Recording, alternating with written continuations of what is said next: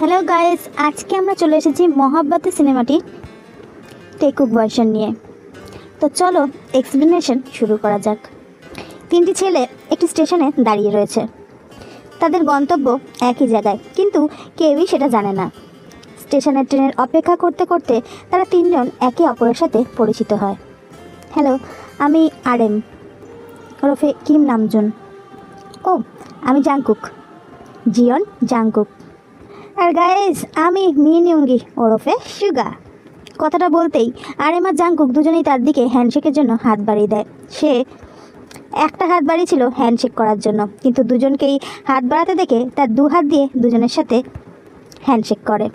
তারপর কথায় কথায় তারা জানতে পারে তাদের গন্তব্য একই জায়গায়, আর সেটা হচ্ছে ভারতের বিখ্যাত কলেজ গুরুকুল। এরপর তারা একই সাথে সেখানে এসে উপস্থিত হয়। তারপর তাদের পোশাক আশাক পরে সব স্টুডেন্টদের সাথে এক জায়গায় একত্রিত হয়। কিছুক্ষণের মধ্যে সেই কলেজের প্রিন্সিপাল বঙ্গ সেখানে এসে হাজির হয়। এই বঙ্গ হলেন প্রচণ্ড স্ট্রিক্ট একজন শিক্ষক, যে কিনা বছরের পর বছর ধরে এই গুরুকুলকে শাসনের মাধ্যমে এগিয়ে নিয়ে চলেছে। সে প্রচণ্ড কড়া ধাঁচের মানুষ। এই গুরুকুলের কিছু নিয়মকানুন আছে যেগুলো তিনি বলতে থাকেন, আর সবথেকে প্রধান নিয়ম হচ্ছে এই গুরুকুলে কোনোদিন কোনো মেয়ে আসেনি, আর যে কিনা এই গুরুকুলের নিয়ম অমান্য করবে তাকে এই কলেজ থেকে বহিষ্কার করা হবে। আর এই কলেজ থেকে বহিষ্কার হলে দুনিয়ার কোনো কলেজেই তারা চান্স পাবে না। ভাগ্যক্রমে এদের তিন বন্ধুর একই ঘরে থাকার ব্যবস্থা হয়। রাতের বেলা সবাই পড়তে বসেছে, এমন সময় জাংকুকের বই থেকে একটা ছবি বেরিয়ে পড়ে, যেটা কিনা আমাদের সুগার হাতে পড়ে। আরে ভাই, এটা কি? আমাদের ভাই তো দেখছি একেবারে ছুপা রুস্তাম। কথাটা বলায় জাংকুক সেদিকে তাকায়। সুগার হাতে ছবিটা দেখে সে চমকে ওঠে। সে দৌড়ে তার থেকে নিতে চায়, কিন্তু সুগা তো কিছুতেই দেবে না। আহা, এইভাবে কাড়াকাড়ি করলে হবে না, কেসটা কি বলো? এরপর জাংকুক আর কী করবে? জাংকুক বলা শুরু করে, ও হলো তেইয়ং, আমার ছোটোবেলার বন্ধু। আমরা একসাথেই বড় হয়েছি, কিন্তু তারপর তেয়ংয়ের বাবার চাকরির বদলির জন্য তাকে এখানে চলে আসতে হয়। তার মানে সে এখানেই আছে? শুনেছি সে এখানেই থাকে, কিন্তু কোথায় থাকে আমি জানি না। তার সাথে আর তারপর আমার কোনো যোগাযোগ হয়নি। আচ্ছা, তা তার ছবি বইয়ে রেখে দিয়েছো, তার মানে কি সামথিং সামথিং? বলতে পারো, তবে সেটা একতরফাই। এসব গল্প করতে করতেই তারা দুজন ঘুমিয়ে পড়ে। পরদিন সকালবেলা ঘুম থেকে উঠতে দেরি হয়। সুগা দৌড়ে দৌড়ে কলেজে আসছিল। ঠিক তখনই সে দেখতে পায় কলেজের বাইরে একজন কিছু একটা চুরি করছে। সে দৌড়ে যায় সেদিকে, আর তাকে হাতে না হাতে ধরে ফেলে। সে দেখে একটা মেয়ে, যাকে দেখে সুগা প্রথম দেখাতেই ক্রাশ খায়। এই, তুমি এখানে চুরি করতে এসেছিলে? সুগা দেখে মেয়েটার হাত থেকে কতগুলো আপেল পড়ে গেছে। তুমি এখানে আপেল চুরি করতে এসেছো? দেখে তো শিক্ষিত ভদ্র মেয়ে বলে মনে হচ্ছে। আমার হাতটা ছাড়ুন, হাতটাকে ধরে রেখেছেন কিসের জন্য? এ হলো জিমিন, পাশেরই ইংলিশ মিডিয়াম স্কুলে পড়াশোনা করে। সুগা তো তার হাত চেপে ধরেই রেখেছে, আর সে হাত ছাড়ানোর বৃথা চেষ্টা করেই যাচ্ছে। ঠিক তখনই কলেজের বেল বেজে ওঠে, আর সেই সুযোগে জিমিন সুগার হাতে কামড় দিয়ে দৌড়ে পালিয়ে যায়। সুগার সেখান থেকে জিমিনকে পছন্দ হতে শুরু করে। সে হাতের কামড় জায়গাটায় একটা কিস দিয়ে কলেজের দিকে দৌড় লাগায়। এরপর কলেজ শেষ হতে জাংকুক মার্কেটে কিছু কেনাকাটা করতে যায়, আর মনে মনে তেয়ংকেই খুঁজতে থাকে। হঠাৎ একটা দোকানে কারোর আওয়াজ পেয়ে সে পেছনেই থেমে যায়। এটার দাম কত দাদা? 1.5 টাকা। কি 1.5 টাকা? আমার বান্ধবী কিছুদিন আগে এটা 2.5 টাকায় নিয়ে গেছে, আর আপনি 1.5 টাকা চাইছেন? হ্যাঁ, তখন এটা 2.5 টাকা ছিল, এখন এটা 1.5 টাকা হয়ে গেছে। না না না, এটা বললে তো চলবে না, আমি 2.5 টাকা দিয়েই নেব। ওকে আপনি 2.5 টাকা দিয়ে দিয়েছেন, আর আমার কাছে 1.5 টাকা চাইছেন? ঠিক তখনই জাংকুক পেছন থেকে বলে ওঠে, আমার মনে হয় 1.5 টাকা 2.5 টাকার থেকে কম। তখনই মেয়েটি দোকানদারকে জিজ্ঞাসা করে, 1.5 টাকা 2.5 টাকার থেকে কম? আরে ম্যাডাম, আপনাকে তো তখন থেকে সেটাই বলছি, আপনি তো বুঝতেই পারছেন না। কথাটা শুনে পাশে তাকাতে সে চমকে ওঠে, আর চোখগুলো বড় বড় করে বলে, জাংকুক? ও মাই গড বলে তাকে জড়িয়ে ধরে। সে প্রচণ্ড এক্সাইটেড হয়ে যায়। ছোটোবেলার বন্ধুকে এতদিন বাদে আবার দেখে সে যেন নিজেকে কন্ট্রোল করতে পারছে না। সে ওকে জড়িয়ে ধরে লাফিয়েই চলেছে। তুমি জানো তোমাকে আমি কত মিস করেছি? আমিও তোমাকে অনেক মিস করেছি। তুমি শিগগিরই আমার বাড়িতে চলো, বাবা তোমাকে দেখলে অনেক খুশি হয়ে যাবে। আচ্ছা চলো। এদিকে রাতের বেলা আরএম স্টেশনে এসেছিল কিছু কাজে।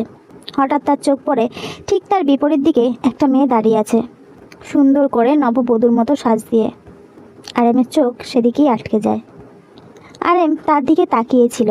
হঠাৎ সামনে ট্রেন চলে আসে। সে উকি ঝুঁকি দিয়ে সেই মেয়েটাকে দেখার চেষ্টা করে, কিন্তু দেখতে পারে না। কিন্তু ট্রেনটা চলে যাওয়ার পর সেখানে তাকিয়ে দেখে সেখানে আর কেউ নেই। সে অবাক হয়ে যায়। তখন সে স্টেশন মাস্টারকে জিজ্ঞাসা করে ওই মেয়েটার ব্যাপারে। আর তখন সে জানতে পারে মেয়েটির নাম কিম সিওক জিন। সে মাঝে মাঝেই এখানে এসে অপেক্ষা করে, আবার ট্রেন চলে যেতে তখন আবার ফিরে যায়। আর এখান থেকেই জিনের প্রতি কেন জানি না একটা ভালো লাগা তার কাজ করতে থাকে। রাতে সবাই এক জায়গায় হয় আর একে অপরের সাথে ঘটে যাওয়া ঘটনাগুলো শেয়ার করে। সুগা জানায়, কাল আমি গার্লস হোস্টেলে যাব, আর গিয়ে ওই জিমিন নামের মেয়েটাকে খুঁজে বার করবই, তারপরে তার সাথে সেটিং করিয়ে নেব। কথাটা শুনে বাকি দুই বন্ধু হাসে। আমিও ঠিক করেছি তেয়ংয়ের সাথে বন্ধুত্বের সম্পর্কটা এবার এগিয়ে নিয়ে যাব। এবার দুজন মিলে আরএমকে জিজ্ঞাসা করে, আমি এই ব্যাপারটা একটা সুন্দর স্বপ্ন ভেবে ভুলে যাব। কারণ তোমরা হয়তো জানো না, এই গুরুকুলে একটা কথা প্রচলিত আছে, এখানকার নিয়ম নষ্ট করলে সে আর কোনো কলেজে চান্স পাবে না। আরে দূর, কথার পৃষ্ঠে শক্ত কথা অনেকেই বলে, বাস্তবে কি কিছু সম্ভব নাকি? তোমরা হয়তো জানো না, এই গুরুকুলের আকাশে বাতাসে একটা গল্প আছে। এই গুরুকুলে একটি ছাত্র পড়তো, অনেক প্রতিভাবান একজন ছাত্র। সবাই জানতো সে খুব বড় একজন মানুষ তৈরি হবে, খুব নাম করবে। কিন্তু সে একটা ভুল করে বসে, গুরুকুলের নিয়ম ভঙ্গ করে সে একটি মেয়েকে ভালোবেসে ফেলে। আর ঠিক সেই কারণে আমাদের বঙ্গ স্যার তার সাথে কোনো রকম সাক্ষাৎ না করেই তাকে এই কলেজ থেকে বার করে দিয়েছিল। সেই কথাটা শুনতে পেরে সেই মেয়েটি আত্মহত্যা করেছিল। আর সব থেকে অবাক কাণ্ড কি জানো? সেই মেয়েটি আর কেউ নয়, সেই মেয়েটি ছিল বঙ্গ স্যারের একমাত্র মেয়ে ন্যান্সি। এই ঘটনাটা ঘটার পর সবাই ভেবেছিল হয়তো বঙ্গ স্যারের মন নরম হয়ে যাবে, কিন্তু না, তা হয়নি। তিনি আরও কঠোর হয়ে উঠেছেন। কথাটা শুনে সবাই একটু হতাশ হয়ে যায়। পরদিন শুরু হয় একটি নতুন সকাল, আর এই গুরুকুলে প্রবেশ করে একজন নতুন মানুষ, নাম জেহোপ। তিনি প্রিন্সিপালের কাছে এই কলেজে ছাত্রদের সঙ্গীত শেখানোর প্রস্তাব নিয়ে আসেন। কিন্তু প্রিন্সিপাল জানান এই কলেজে সঙ্গীত শেখানোর কোনো আইন নেই। আর তাছাড়া তোমার এই সঙ্গীত ওদের কী কাজে লাগতে পারে? দেখুন, ছাত্রছাত্রীরা সবসময় লেখাপড়া করতে করতে অনেকটা বোর ফিল করে, আর এই সঙ্গীতটা তাদের মনে অনেকটা আনন্দ দেয়। এতে তাদের মেন্টাল প্রেশার অনেকটা কমে যায়। বেশ, আপনার আত্মবিশ্বাস আছে দেখে ভালো লাগলো। আপনাকে একটা সুযোগ দিচ্ছি, এই গুরুকুলে কোনো ছাত্র যদি এই সঙ্গীতের প্রতি ইন্টারেস্টেড হয় তাহলে আপনি শেখাতে পারেন। থ্যাংক ইউ স্যার বলে যেসব হাতটা বাড়িয়ে দেয়, কিন্তু বঙ্গ হাত না মেলিয়ে সেখান থেকে চলে যায়। এরপর সে কিছু চেয়ারকে বাইরে এনে কলেজ ছুটির সময় একটা জায়গায় বসে বসে ভায়োলিন বাজাতে থাকে। আর তার সুর শুনে অনেক ছাত্রই ইন্টারেস্টেড বোধ করে আর তার সামনে এসে বসে পড়ে। তখনই জেহোপ বেশ অনেকটা খুশি হয়। সে গিয়ে সেটা বঙ্গকে জানায়, আর বঙ্গ তাকে রাখতে বাধ্য হয় যেহেতু সে কথা দিয়েছিল। বঙ্গ তাকে অ্যাপয়েন্টমেন্ট লেটার দেয় আর তাকে জানিয়ে দেয় এই গুরুকুলের অনুশাসন সম্পর্কে। গত 25 বছর ধরে একই অনুশাসনে আমি এই গুরুকুল চালিয়ে চলেছি, আর তাতে কোনো দিন কোনো পরিবর্তন আসেনি। আজকে আপনি কিছু চেয়ার সরিয়ে নিয়ে গিয়ে তার পরিবর্তন করেছেন। হয়তো আগামী দিনেও আপনি অনেক কিছু পরিবর্তন করতে চাইবেন, কিন্তু একটা কথা কান খুলে শুনে রাখুন, আমি পরিবর্তন পছন্দ করি না। কথাটা মাথায় রাখবেন। পরদিন থেকে শুরু হয় গানের ক্লাস। যে হোক মিউজিক শেখানোর জন্য সেখানে সবাইকে জড়ো করে। তবে মিউজিক শুরু করার আগে সে স্টুডেন্টদের কিছু কথা বলে। তোমাদেরকে কিছু কথা বলি, সেটা সবসময় মনে রাখবে। সবসময় নিজের মনের কথা শুনবে, অন্য কিচ্ছু নয়। যদি কখনো কাউকে ভালো লাগে, ভালোবাসো, তাকে সরাসরি গিয়ে বলে দাও। তাতে কি হবে? হয় সে হ্যাঁ বলবে অথবা না। তার উত্তরটা তুমি জেনে যাবে। ওই যে গেটটা দেখছো, গুরুকুলের গেট, যা ভেঙে বাইরে যাওয়া বারণ আছে। কিন্তু ধরো ওই বাইরে তোমাদের ভালোবাসার মানুষগুলো তোমাদের হাতছানি দিয়ে ডাকছে, তোমরা কি করবে? তাদের কাছে যাবে, না নিয়মের বেড়াজালে এখানেই আটকে থাকবে? যদি মনে করো না তাদের কাছে যাওয়াটা তোমার উচিত, তাহলে দৌড়ে যাও আর ওই গেটটা ভেঙে ফেলো, আর আপন করে নাও তোমাদের ভালোবাসাকে। তখন RM, সুগা আর জাংকুক তিনজনেই বাইরে প্রিয়জনদের কল্পনা করতে থাকে আর দৌড়ে গিয়ে গেট খুলে বাইরে বেরিয়ে যায়। এই কাজটাতে সকলেই হাততালি দিতে থাকে। এরপর থেকে শুরু হয় তাদের ভালোবাসার যাত্রা। তারা বিভিন্ন ছুতোয় তাদের ভালোবাসার মানুষদের সাথে দেখা করতে থাকে। স্যার, আপনাকে একটা কথা জানানোর ছিল। জাংকুকের ফ্যামিলির আর্থিক অবস্থা খুব একটা ভালো নয়, তাই ও যদি একটা পার্ট টাইম জব করতে পারতো ওর পড়াশোনায় অনেকটা সুবিধা হতো। আপনি যদি তার পারমিশনটা দিতেন। সে অনেক বুঝিয়ে সুঝিয়ে বঙ্গর কাছ থেকে জাংকুকের পার্ট টাইম জবের জন্য পারমিশনটা নিয়ে নেয়। এরপর জাংকুক একটা কফি শপে পার্ট টাইম জব করতে শুরু করে। এদিকে RM বিভিন্ন ছুতোয় জিনের কাছে যেতে থাকে। RM জানতে পারে যে জিন তার বাবার তৈরি করা একটি হসপিটাল দেখাশোনা করে, তাই কখনো কখনো নিজের হাতটা কাজ দিয়ে কেটে তার কাছে ট্রিটমেন্ট করানোর জন্য চলে যায়। প্রথম 2-1 দিন জিন তাকে ব্যান্ডেজ করে দেয়, কিন্তু পরপর যখন এই ঘটনা ঘটতেই থাকে তখন জিন তাকে জিজ্ঞাসা করেই ফেলে, আচ্ছা আপনার কি রোজই হাত কেটে যায় নাকি? আচ্ছা, আপনাকে একটা প্রশ্ন করার আছে, জানতে পারি? হ্যাঁ বলুন। আচ্ছা, আপনি প্রতিদিন রাতে কেন স্টেশনে গিয়ে দাঁড়িয়ে থাকেন? আমি আমার স্বামীর জন্য ওখানে অপেক্ষা করি। কথাটা শুনে আরমির মাথায় যেন বাজ পড়ে। সে তো জানতোই না যে মেয়েটি বিবাহিত। এদিকে রোজডের দিন জাংকুক গোলাপ ফুল নিয়ে ঠিক করে তেয়ংকে দেবে। সে এই গোলাপ ফুলটা নিয়ে এগিয়ে যাচ্ছিল, তখনই তেয়ং তার বয়ফ্রেন্ডের সাথে এন্ট্রি করে আর জাংকুকের সাথে তার বয়ফ্রেন্ডের পরিচয় করিয়ে দেয়। জাংকুকের হাতের গোলাপ হাতেই থেকে যায়। জাংকুক প্রচণ্ড হার্ট হয়। রাতেবেলা 3 বন্ধু আবার মিট করে। জাংকুক প্রচণ্ড কাঁদছিল, তার প্রচণ্ড কষ্ট হচ্ছিল। এতদিন যাকে মনে মনে ভালোবেসে এসেছে সেই মেয়েটার একটি বয়ফ্রেন্ড আছে, সে বয়ফ্রেন্ড দিয়ে তার সামনেই ঘুরে বেড়াবে, এটা যেন সে মানতেই পারছে না। সে তো ছোটো থেকেই তেয়ংকেই ভালোবেসে এসেছে, কী করে তাকে অন্য কারোর সাথে সে সহ্য করবে? না, আমি ওকে ভুলে যাব, আর কখনো আমি ওর সামনে গিয়ে দাঁড়াবো না। বাহ, কত সুন্দর একটা সলিউশনে পৌঁছে গেলে তোমরা। দেখো, তুমি যাকে ভালোবাসো তাকে তুমি চোখে দেখতে পাও, তার কথা শুনতে পাও, কিন্তু জানো আমি যাকে ভালোবাসি তাকে আমি দেখতে পাই না, তার কথা শুনতে পাই না, ইচ্ছে করলে তাকে জড়িয়ে ধরতে পারি না, কারণ সে তো এই পৃথিবীতেই নেই। কিন্তু দেখো, তবু এখনও আমি তাকে ভালোবেসে চলেছি। তার জায়গায় আমি অন্য কাউকে বসাতেই পারিনি। কারণটা কি জানো? কারণ আমি তাকে কখনো শর্ত দিইনি তাকে আমার থেকে বেশি দিন বাঁচতে হবে। ভালোবাসায় কি কোনো শর্ত থাকে বলো? আর তুমিও তেয়াংকে ভালোবাসার আগে কোনো শর্ত দাওনি যে ওকেও তোমাকে ভালোবাসতে হবে। নিজের ভালোবাসাকে এত সহজে হারতে দিও না, যাও আপন করে নাও। একটা সুযোগ তো পেতেই পারো, তাই না? এই কথাগুলো শুনে জাংকুকের মনে আত্মবিশ্বাস বেড়ে ওঠে। তারা সেখান থেকে চলে যায়। আর ঠিক তখনই যে হোক মনের কল্পনায় তার ভালোবাসার মানুষ ন্যান্সিকে দেখতে পায়। শেষ পর্যন্ত ওদের মনে ভালোবাসাটা তুমি ঢুকিয়ে দিলে। কথা দিয়েছি যে এই গুরুকুলের হাওয়ায় হাওয়ায় আমি ভালোবাসাকে ছড়িয়ে দেব, যেখানে শুধু ভালোবাসা থাকবে, কোনো বাধা নিয়ম কিচ্ছু থাকবে না। পরদিন সুগা গিয়ে জিমিনকে বন্ধুত্বের প্রস্তাব দেয়, আর তার ফলস্বরূপ জিমিন সুগাকে ঠাস করে একটা থাপ্পড় মেরে দেয়। তো সাহস কী করে হয় আমার সাথে বন্ধুত্ব করার? তোদের মতো ছেলেদের না আমার খুব ভালো করে চেনা আছে। আমার বাবা চাইলে তোদের মতো 50টা ছেলেকে আমার আগে পিছিয়ে ঘোরাতে পারে, ইনফ্যাক্ট আমার জন্য কিনেও দিতে পারে। আর তাই আমার সাথে কথা বলার চেষ্টাও করবি না বলে জিমিন সেখান থেকে চলে যেতে গেলে সুগা তাকে দাঁড়াতে বলে। থ্যাংক ইউ, আপনি আমাকে এটা জানিয়ে দিলেন যে কারোর সাথে বন্ধুত্ব করতে গেলে তার ব্যাঙ্ক অ্যাকাউন্ট সম্পর্কেও জানা দরকার। আর তাই যদি আগে জানতাম তাহলে আমি এটা আপনাকে বলে দিতাম যে আমার বাবা পুরো ইন্ডিয়ার মধ্যে একজন সেরা ব্যবসায়ী। তাই আমার বাবা চাইলে আপনার বাবাকেও চাকরি দিতে পারে। যাক, এখন আমি শিখে গেছি, তাই আগামী দিনে হয়তো আমাকে আর কারোর কাছে থাপ্পড় খেতে হবে না। আগামী দিনে কারোর সাথে বন্ধুত্ব করার আগে আমি বলে নেব আমার ব্যাকগ্রাউন্ড সম্পর্কে। কথাটা বলে সে সেখান থেকে চলে যায়। এদিকে জিমিনের মনটা একটু খারাপ হয়ে যায়। এই কথাগুলো জাংকুক পাশ দিয়ে শুনছিল। ভাই, তুই আমাকে তো বলিসনি তোর বাবা এত বড় লোক। তুই বিশ্বাস করলি নাকি?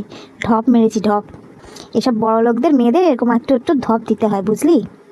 এদিকে আরএম রাতে সেই স্টেশন মাস্টারের কাছে যায় আর জিনের ব্যাপারে জানার চেষ্টা করে। তখন সে জানায় আসলে জিনের যার সাথে বিয়ে হয়েছিল সে ছিল এয়ারফোর্সের একজন কর্মরত অফিসার।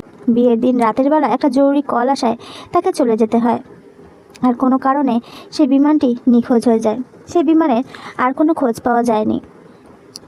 কিছু মাস পরে সবাই ধরেই নেয় সে বিমানে যারা ছিল তারা সকলেই মারা গিয়েছে।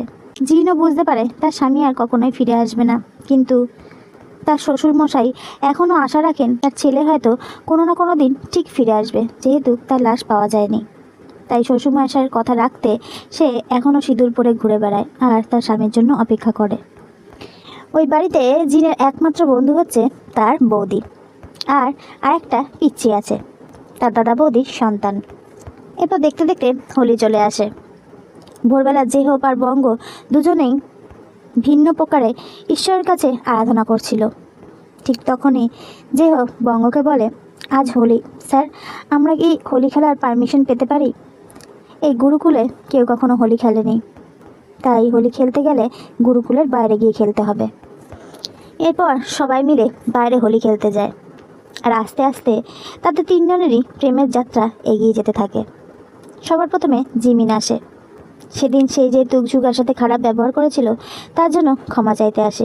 সুগা বলে সে একটা কারণেই তাকে ক্ষমা করবে, যদি তার সাথে বন্ধুত্ব করে, আর সেখান থেকেই তাদের বন্ধুত্বটা শুরু হয়। এদিকে একটা মন্দিরে গিয়ে জিনের সাথে আরেমের দেখা হয়। আরেম জিনের সাথে কথা বলে আর তাকে জানায় যে তার সম্পর্কে সে সবটাই জেনেছে, আর তারপরে তার সাথে বন্ধুত্ব করার জন্য তাকে বলে।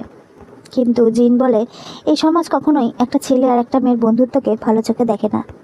আরেম তাকে বোঝাতে থাকে, আর একটা সময় তাকে বোঝাতে সক্ষম হয়, আর সেখান থেকে তাদের দুজনেরও বন্ধুত্ব শুরু হয়। আর এদিকে জাংকুক আর তেইয়ং তো ছোটোবেলার বন্ধু, তাই নতুন করে বন্ধুত্ব করার তাদের আর কোনো দরকার নেই। সে বেশিরভাগ সময় তেয়ংয়ের সাথে কাটাতে থাকে, কখনো তেয়ংয়ের বাড়িতে গিয়ে। আর এরপর থেকে তিনজনেই খুব ভালো সময় পার করতে থাকে। এর কয়েকদিন পর একদিন সকালবেলা বঙ্গ গুরুকুলের কিছু কাজের জন্য বাইরে যাচ্ছিল। ঠিক তখনই জেহব তার সামনে মিষ্টি হাতে দাঁড়ায়। সে বলে, আজ আমার জন্মদিন, মিষ্টি মুখ করুন। কিন্তু বঙ্গ তার মিষ্টি গ্রহণ করে না। জেহবের কিছুটা খারাপ লাগলেও সে জানায়, আজ আমার জন্মদিন, আমি কি একটা পার্টির আয়োজন করতে পারি? আজ যেহেতু জেহবের জন্মদিন তাই বঙ্গ রাজি হয়। স্যার, আর একটা চাওয়া আছে আপনার কাছে। স্যার, এই পার্টিতে যদি মিস মনিকা স্টুডেন্টদের আসতে বলা হতো তাহলে খুব ভালো হতো। আপনাকে আমি আগেই বলেছি যে এই কলেজে মেয়েদের আসা নিষেধ, তাই এর পারমিশন আমি আপনাকে দিতে পারবো না, আমাকে ক্ষমা করবেন বলে বঙ্গ সেখান থেকে চলে যায়। কিন্তু যে হোক তার পারমিশন ছাড়াই সেই কলেজে একটা ডান্স পার্টির আয়োজন করে, যেখানে মিস মনিকার স্টুডেন্টদেরও আসতে বলা হয়, আর সবাই সেখানে আনন্দ করতে থাকে। তারা সবাই খুব আনন্দই করছিল। ঠিক সেই মুহূর্তে বঙ্গ সেখানে চলে আসে, আর সে দেখে গত 50 বছরে যেই গুরুকুলে একটি মেয়েও পা দেয়নি সেখানে মেয়েদেরকে নিয়ে নাচ গান পার্টি চলছে। তারপর জেহবকে তার কাছে ডাকে। জেহব সেখানে আসায় বলে, কাল সকালের মধ্যে আপনি আপনার সমস্ত কিছু গুছিয়ে নিয়ে গুরুকুল ছেড়ে চলে যাবেন। জেহব একটু হাসে।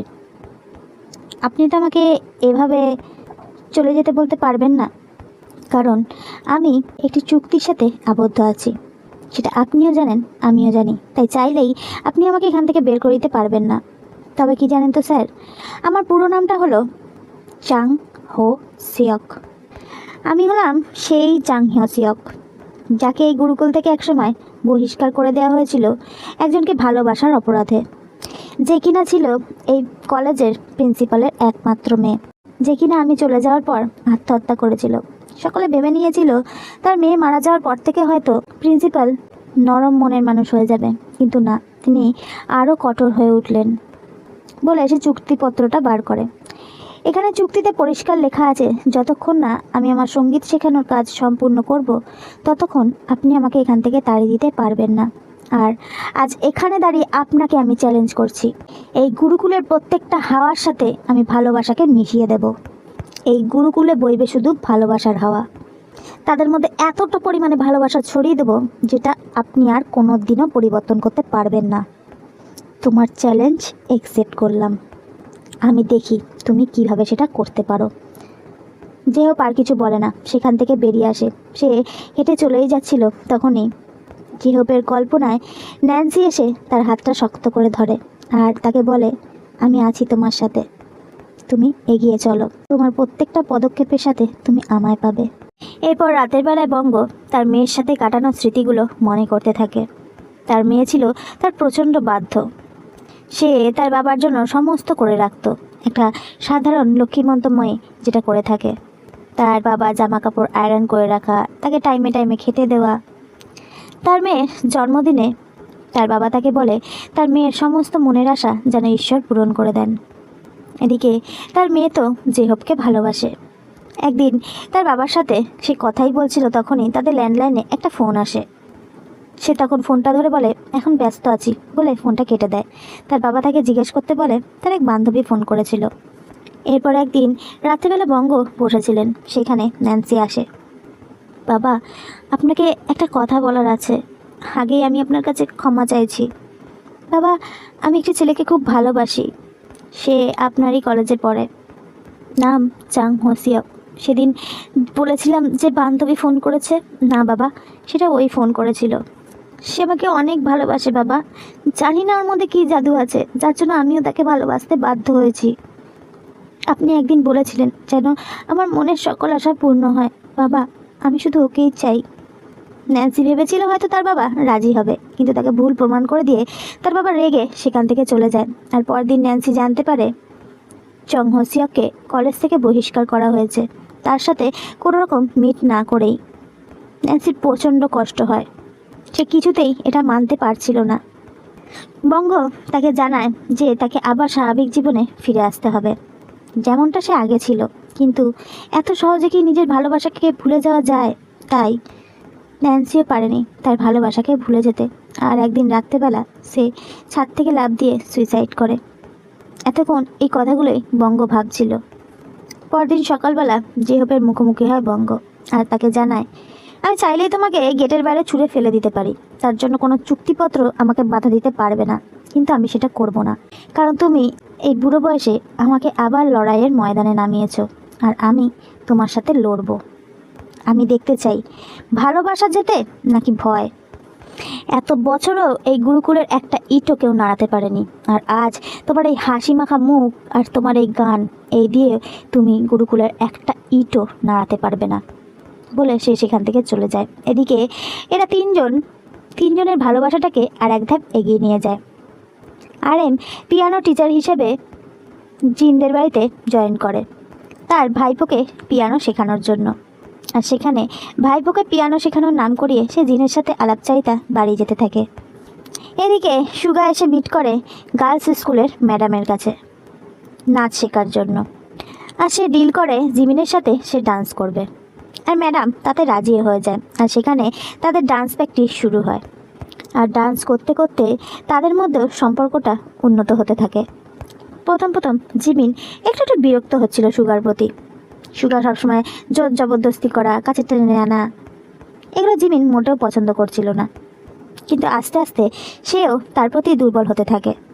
এদিকে জাংকুক তো কফি শপে কাজ করছে, আর তেয়ং প্রায় সময় কফি শপে এসে বসে থাকে। সেদিন একটা উইকেন্ড ছিল। তেয়ংয়ের বয়ফ্রেন্ড হঠাৎ করে কোথা থেকে এসে তেয়ংকে উইশ করার নাম করে সুইমিং পুলের মধ্যে ফেলে দেয় আর হাসাহাসি করতে থাকে। আশেপাশে সব মানুষ তাকে দেখে হাসছে। তেয়ংয়ের প্রচণ্ড লজ্জিত বোধ হয়। তার বয়ফ্রেন্ড তাকে হাত বাড়িয়ে উঠতে বলে, কিন্তু লজ্জার কারণে সে সুইমিং পুলের মধ্যেই দাঁড়িয়ে থাকে। তখন জাংকুক আস্তে আস্তে নেমে যায় সুইমিং পুলে, নিজের কোটটা তেয়ংয়ের গায়ে জড়িয়ে দিয়ে তাকে টেনে তুলে আনে। তেয়ংয়ের বয়ফ্রেন্ড তেয়ংকে ধরতে গেলে জাংকুক তাকে সরিয়ে দেয়। আর সেখানে তেয়ংয়ের সাথে তার বয়ফ্রেন্ডের একরকম ব্রেকআপ হয়ে যায়। আর সেই থেকে জাংকুকের সাথে তেয়ংয়ের একটা নতুন রিলেশন তৈরি হতে থাকে। তেয়ংও জাংকুকে ভালোবাসতে শুরু করে। এদিকে RM জিনের জন্য একটা নুপুর গিফট করে আর বলে সেই নুপুরটা পরে তাকে নাচতে, কারণ সে জানতে পেরেছে জিন অনেক সুন্দর নাচে। কিন্তু জিন প্রথমে রাজি হয় না। RMের অনেক জোরাজুরিতে শেষ পর্যন্ত সে নাচতে রাজি হয়। আর তিন জুটির মধ্যেই একটা রোমান্টিক মুহূর্ত শুরু হতে থাকে। আস্তে আস্তে তিনজনেই তিনজনের কাছে আসতে থাকে। এদিকে যেহব সবটাই লক্ষ্য করছে, আর তার কল্পনার ন্যান্সিও। তারা দুজনে এক হতে পারেনি, কিন্তু তার আশেপাশের মানুষগুলোর এক হওয়া দেখে তারা দুজনেই অনেক হ্যাপি। তাদের ভালোবাসার পূর্ণতার মাধ্যমেই যেন এদের ভালোবাসা পূর্ণতা পাচ্ছে। এরপর একদিন সুগা রাতে বৃষ্টির মধ্যেও গুরুকুলের বাইরে থেকে আসছিল। ঠিক তখনই গুরুকুলের লাইটগুলো জ্বেলে ওঠে আর দূরে বঙ্গকে দাঁড়িয়ে থাকতে দেখা যায়। তখন তাকে বলা হয়, গুরুকুলের সামান্যতম নিয়মও যদি কেউ অমান্য করে তবে তাকে এই গুরুকুল থেকে বার করে দেওয়া হয়। আর স্টুডেন্টদের মধ্যে ধীরে ধীরে নিয়মের অমান্যতা বেড়েই চলেছে, তাই তাদের সবাইকে এক জায়গায় পরের দিন সকালে জড়ো হতে বলা হয়। কিছুক্ষণের মধ্যে বঙ্গ সেখানে এসে উপস্থিত হয় আর বলে, আজ থেকে গুরুকুলের গেট সবার জন্য বন্ধ। কেউ এই গুরুকুলের বাইরে আর পা রাখতে পারবে না, না কোনো পার্ট টাইম জব করতে পারবে, না কেউ কাউকে পিয়ানো শেখাতে যেতে পারবে, আর না কেউ ডান্স শিখতে।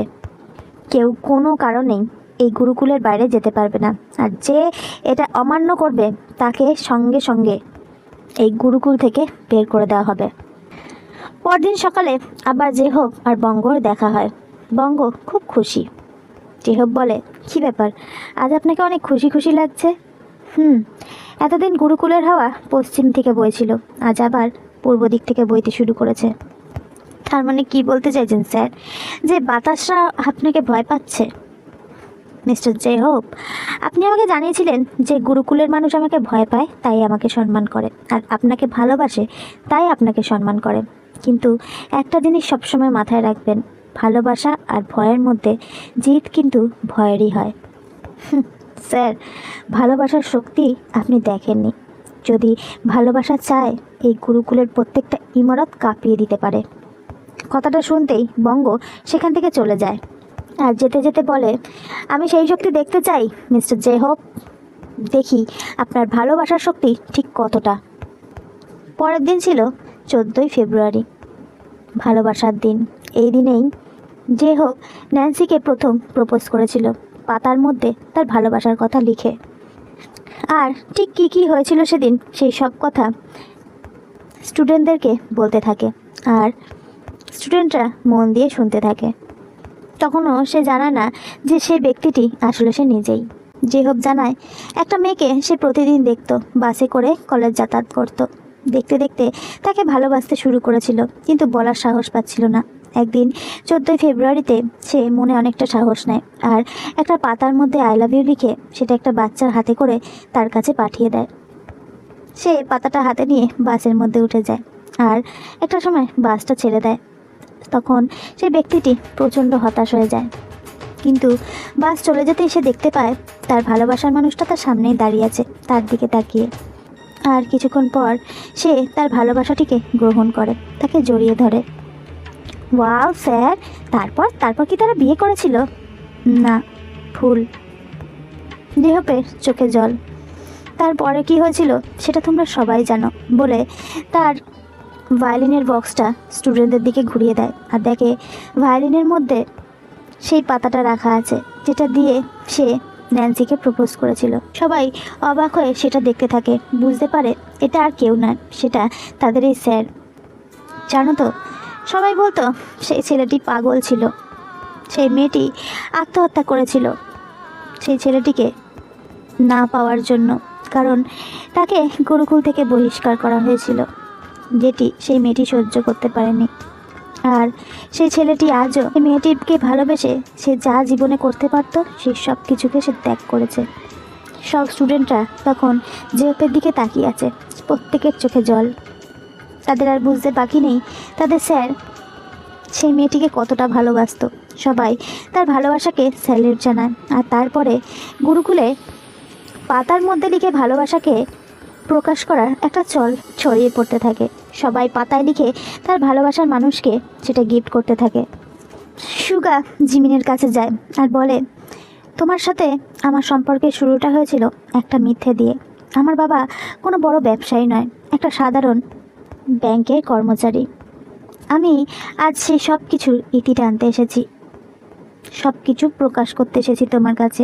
আমি জানতাম তোমার মতো একটা জেডি, অহংকারী আর একটা দুর্দান্ত মনের মানুষের সাথে প্রেম করাটা এতটাও সহজ নয়, কিন্তু এটাও জানতাম যে এই জিমিনের মধ্যে আছে একটা সুন্দর মানুষ, আর সেই সুন্দর মানুষটিকেই আমি ভালোবেসেছি। কথাটা শেষ হতে জিমিন সুগার ঠোঁটে ঠোঁট মিলিয়ে দেয়। এদিকে আরএম জিনের কাছে যেতে জিন বলে, তুমি এখান থেকে চলে যাও, আর এখানে কখনো এসো না। তুমি আমার জীবনে অনেকটা আনন্দ নিয়ে এসেছো, আর একটা আশাও নিয়ে এসেছো, কিন্তু সেই আশা পূরণ হওয়া কখনো সম্ভব নয়। আমি একজন বিবাহিত মহিলা, তোমাকে আপন করে না আমার পক্ষে কখনোই সম্ভব নয়।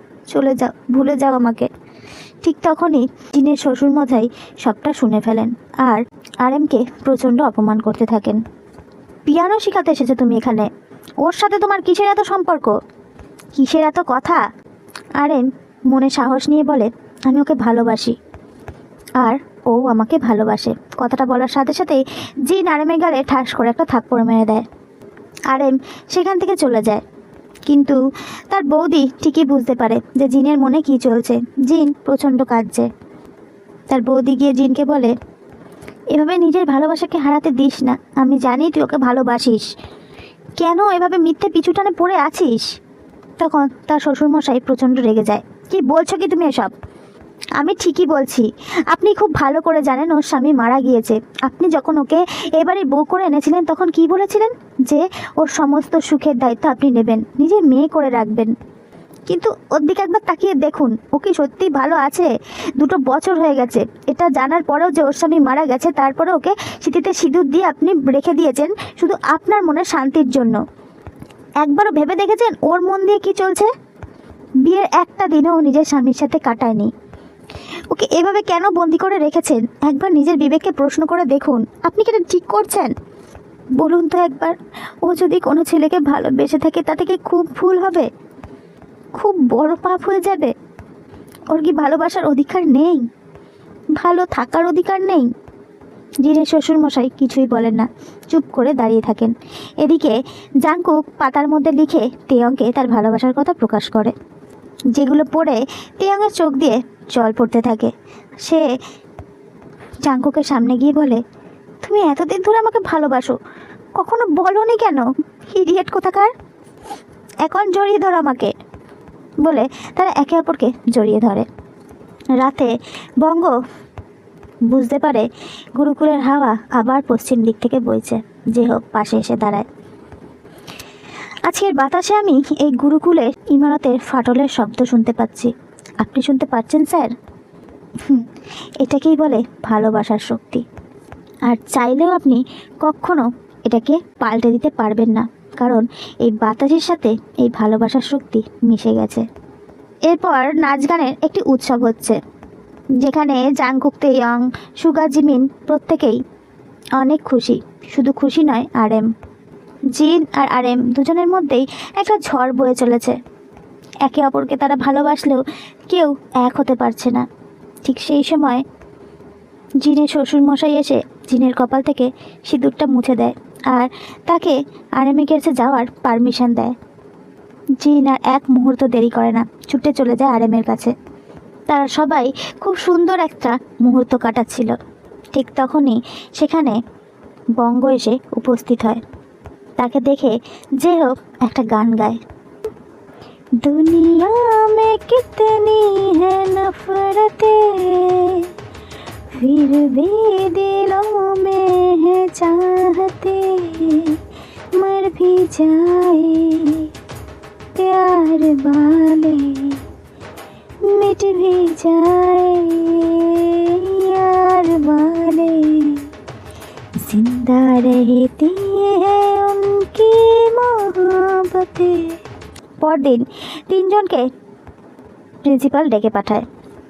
আমি খুব ভালো করে জানি তোমরা 3 জন এই গুরুকুলের আইন অনেকবার অমান্য করেছো, আর এটাও বেশ বুঝতে পারছি তোমাদের দেখা দেখি বাকিরাও সেটাই শিখবে। তাই তোমাদের 3 জনকে আমার গুরুকুল থেকে বহিষ্কার করা হলো। কিন্তু তার আগে তোমাদেরকে একটা প্রশ্ন করতে চাই, যদি সত্যি কথা বলো তাহলে তোমরা বহিষ্কারের হাত থেকে বেঁচে যেতে পারো। এবার বলো, তোমরা এতদিন যা কিছু করেছো তা কি নিজের ইচ্ছায় করেছো নাকি অন্য কারোর প্ররোচনায় করেছো? তখন তারা বলে, না, আমরা এতদিন যা করেছি নিজের ইচ্ছায় করেছি, সজ্ঞানে করেছি। আমাদের মন যেটা বলেছে আমরা সেটাই করেছি, কারণ আমরা এটা জানি আমরা কোনো ভুল করিনি, ভালোবাসা কোনো অপরাধ নয়। কথাটা শুনে প্রিন্সিপাল বলে, তোমাদের যাওয়ার ব্যবস্থা করো, গোছগাছ করে ফেলো, কাল সকালের মধ্যে তোমাদের যেন এখানে আর দেখতে না পাই। জেহপের কানে কথাটা পৌঁছায়। জেহপ তাড়াতাড়ি বঙ্গর কাছে আসে, তার চোখ দিয়ে জল গড়াচ্ছে, তার প্রচণ্ড কষ্ট হচ্ছে। সে গিয়ে বলে, আমি হেরে গেছি স্যার, আমি হেরে গেছি, আপনি জিতে গেছেন। আমার ভুলের কারণে ওদেরকে বহিষ্কার করবেন না। আমি এখানে আর একটা জাং ওসিয়াকে জন্ম দিতে আসিনি, আমি তো আপনার জন্য এসেছিলাম এখানে। কিন্তু আমি হেরে গেছি, আপনার রাগ তো আমার ওপর, তাই না? ওদেরকে ছেড়ে দিন, আমাকে আপনি যা শাস্তি দেবেন আমি মাথা পেতে নেব। বেশ, ওদেরকে মাফ করে দেব, কিন্তু তার জন্য কাল সকালে সবার সামনে গিয়ে তোমাকে ক্ষমা চাইতে হবে, আর বলতে হবে এতদিন তুমি ওদেরকে যা বুঝিয়েছো সব ভুল, সব মিথ্যে, ভালোবাসা বলে কিচ্ছু হয় না। আর চুপচাপ এই কলেজ থেকে বেরিয়ে চলে যাবেন, আপনাকে যেন এখানে আর কখনো না দেখি। এরপর জেহপ সেখান থেকে চলে যেতে থাকে। তখন বঙ্গ আবার বলেন, আমি আপনাকে আগেই বলেছিলাম, ভালোবাসা আর ভয়ের লড়াইয়ে জিত সবসময় ভয়েরই হয়। আপনি আমাকে ক্ষমা করবেন স্যার, কিন্তু আমি পরিষ্কার দেখতে পাচ্ছি আপনি হেরে গেছেন। আমি দেখতে পাচ্ছি একজন 55 বছর বয়সী বাবা তার 19 বছর মেয়ের প্রয়াত ছবিতে ফুল দিচ্ছে। আপনি সেদিনও হেরে গিয়েছিলেন, আপনি আজকেও হেরে যাচ্ছেন। আপনি এটা বুঝতে পেরেছেন কখনো আমি গুরুকুলে কেন ফিরে এলাম? কারণ এখানে এসে আমি বুঝতে পেরেছি আপনার মেয়েকে ছাড়া আপনি কতটা অসহায়, কতটা অসম্পূর্ণ। কিন্তু আপনি কখনো বুঝতে পারেননি যে ন্যান্সি আমার ছাড়া অসম্পূর্ণ ছিল। জানেন তো, ন্যান্সি আমাকে সবসময় বলতো আমার বাবা অনেক ভালো, উপর থেকে কঠিন হলেও ভিতরটা অনেক নরম। কিন্তু এখন আমার মনে হচ্ছে আপনি সব হারিয়ে ফেলেছেন, সব। আমি শুধু আপনার মধ্যে একজন জেদি আর কিছু না পাওয়া দুর্ভাগ্যবান একজন মানুষ দেখতে পাচ্ছি, যে কিনা তাদের থেকে মুখ ফিরিয়ে নিয়েছে যারা কিনা তাকে সব থেকে বেশি ভালোবাসতো। আমি একজন সেই অসহায় বাবার কাছে এসেছিলাম যে কিনা তার অত ছোট্ট একটা মেয়েকে হারিয়েছিল। আমি তো চেয়েছিলাম আমরা দুজন মিলে ন্যান্সিকে না পাওয়ার দুঃখগুলোকে ভাগ করে নিতে, চেয়েছিলাম সেই বাবার নরম স্থানে পৌঁছতে, কিন্তু আমি পারিনি আমি, বলে সে সেখান থেকে চলে যায়। পরদিন সবাই এক জায়গায় জড়ো হয়, কিন্তু অন্য দিনের তুলনায় আজকের বঙ্গকে যেন সবার চোখে একটু আলাদা লাগছে। সে ভরাক্রান্ত কণ্ঠে বলে ওঠে, আজ 25 বছর ধরে যে গুরুকুল নিয়ে আমি অহংকার করেছি, আজ সেই গুরুকুলকে নিয়ে আমার কোনো অহংকার নেই। কারণ আজ এই বয়সে এসে আমি হেরে গেছি। কারণ এই বঙ্গ কখনো কোনো স্টুডেন্টের দিকে হাসি মুখে তাকায়নি, কখনো কোনো স্টুডেন্টের সফলতায় উৎসাহ প্রদান করেনি, কখনো তার ব্যর্থতায় কাঁধে হাত রেখে তাকে সাহসটাও দেয়নি। ভালোবাসাকে ঘৃণা করতে করতে সে যেন ভালোবাসতেই ভুলে গিয়েছে। কিন্তু আজ এই বয়সে এসে এসে বুঝতে পারছে যে দুনিয়ায় ভালোবাসা দিলে আর ভালোবাসা নিলে কতটা আনন্দ পাওয়া যায়, একে অপরের সুখ দুঃখ ভাগ করে নিলে কতটা শান্তি পাওয়া যায়। তারপর জেহপকে তিনি স্টেজে ডেকে নেন আর হাত জোর করে বলে, আমি সবসময় চেয়েছিলাম আমার পরে এই গুরুকুলের দায়িত্ব যেন আমার মতোই কেউ নেয়, কিন্তু আজ আমি চাইছি আমার পরে এই গুরুকুলের দায়িত্ব যেন চাং হোসকের মতো কেউ নেয়। আজ থেকে এই গুরুকুলের সমস্ত দায়িত্ব আমি আপনাকে দিলাম, যে কিনা ছাত্রদের ভয় দেখিয়ে নয় বরং হাসি মুখে ভালোবাসা দিয়ে আপন করে নিতে পারবে। কথাটা শুনে জেহপ বঙ্গর পা ছুঁয়ে আশীর্বাদ নেয়। বঙ্গ তাকে তুলে ধরে বুকে জড়িয়ে ধরে, আর এই ঘটনায় সবাই হাততালি দিয়ে ওঠে, সবাই অনেকটা খুশি হয়ে যায়। এরপর থেকে গুরুকুলের দরজা আর বন্ধ নয় বরং সকলের জন্য খুলে যায়, সেখানে কিনা ভালোবাসার আর কোনো বাধা নেই। আর এখানেই শেষ হয় আমাদের মহাব্বতের সিনেমাটি। আর শেষ দৃশ্যে দেখানো হয় ন্যান্সি এক হাতে জেহপ আর অন্য হাতে তার বাবার হাতটা ধরে এগিয়ে চলছে গুরুকুলের পথে। সো গাইস, কেমন লাগলো গল্পটা বলো, যদি ভালো লাগে লাইক করো, কমেন্ট করো, শেয়ার করো আর চ্যানেলটাকে সাবস্ক্রাইব করো। নিয়ম।